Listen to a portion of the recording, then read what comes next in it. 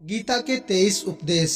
कुरुक्षेत्र के युद्ध क्षेत्र में भगवान श्री कृष्ण ने जो गीता का ज्ञान अर्जुन को दिया था, वो संदेश पूरे मानव जाति के लिए उपयोगी है। अगर हम श्रीमद् भगवत गीता के कुछ ज्ञान को अपनाकर अपने जीवन में आत्मसात कर लें तो कई कष्टों से मुक्ति मिल जाएगी। आप तनाव रहित जीवन का निर्वाह कर पाएंगे। आइए सुनते हैं गीता के ऐसे ही 23 उपदेश और उन्हें आत्मसात करने का प्रयास करते हैं। नंबर 1, वर्तमान का आनंद लें।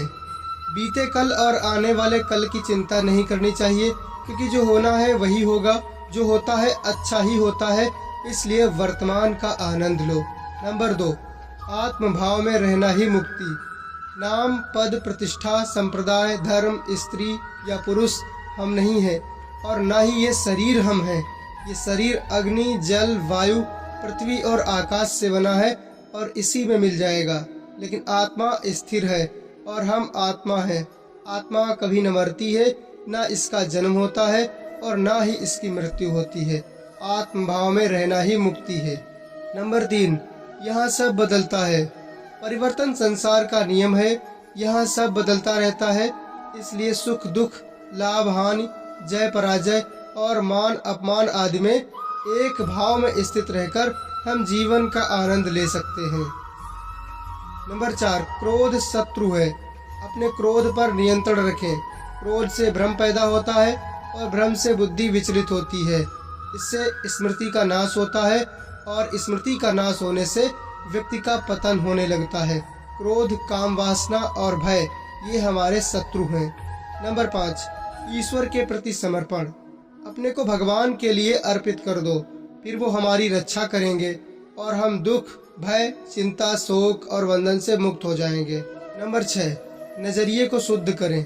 हमें अपने देखने के नजरिए को शुद्ध करना होगा और ज्ञान व कर्म को एक रूप में देखना होगा, जिससे हमारा नजरिया बदल जाएगा। नंबर 7, मन को शांत रखें। अशांत मन को शांत करने के लिए अभ्यास और वैराग्य को पक्का करते जाओ, अन्यथा अनियंत्रित मन हमारा ही शत्रु बन जाएगा। नंबर 8, कर्म से पहले विचार करें। हम जो भी कर्म करते हैं उसका फल हमें ही भोगना पड़ता है। अवश्यमेव भोक्तव्यम कृतं कर्म शुभाशुभम। इसलिए कर्म करने से पहले विचार कर लेना चाहिए। नंबर 9, अपना काम करें। कोई और काम पूर्णता से करने से कहीं अच्छा है कि हम अपना ही काम करें, भले ही वो अपूर्ण क्यों न हो। नंबर 10, समता का भाव रखें। सभी के प्रति समता का भाव, सभी कर्मों में कुशलता और दुख रूपी संसार से वियोग का नाम योग है। नंबर 11, गुस्से पर काबू। क्रोध से भ्रम पैदा होता है, भ्रम से बुद्धि व्यग्र होती है और जब बुद्धि व्यग्र होती है तर्क नष्ट हो जाता है और तर्क नष्ट होता है तो व्यक्ति का पतन आरंभ हो जाता है। नंबर 12, देखने का दृष्टिकोण। जो ज्ञानी व्यक्ति ज्ञान और कर्म को एक रूप में देखता है, उसी का दृष्टिकोण सही है। नंबर 13, मन पर नियंत्रण। जो मन को नियंत्रित नहीं करते, मन उन्हीं के लिए शत्रु का कार्य करता है। नंबर 14, खुद का आकलन। आत्मज्ञान की तलवार से काटकर अपने हृदय से अज्ञान के संदेह को अलग कर दो और अनुशासित रहो। नंबर 15, खुद का निर्माण। मनुष्य अपने विश्वास से निर्मित होता है। जैसा वो विश्वास करता है वैसा ही वो बन जाता है। नंबर 16, हर काम का फल मिलता है। इस जीवन में न कुछ खोता है और न ही व्यर्थ होता है। नंबर 17, अभ्यास जरूरी है। मन अशांत है और उसे नियंत्रित करना अत्यंत कठिन कार्य है, लेकिन निरंतर अभ्यास से इसे वश में किया जा सकता है। नंबर 18, विश्वास के साथ विचार।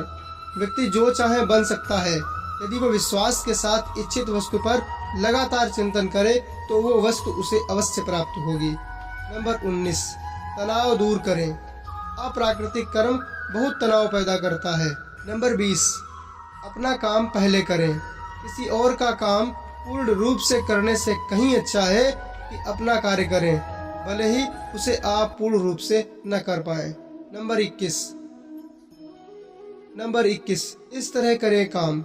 जो काम में निष्क्रियता और निष्क्रियता में कार्य देखता है वो एक बुद्धिमान व्यक्ति है। नंबर 22, कार्य में ढूंढे खुशी। जब व्यक्ति अपने कार्य में आनंद खोज लेता है तो वो पूर्णता को प्राप्त कर लेता है।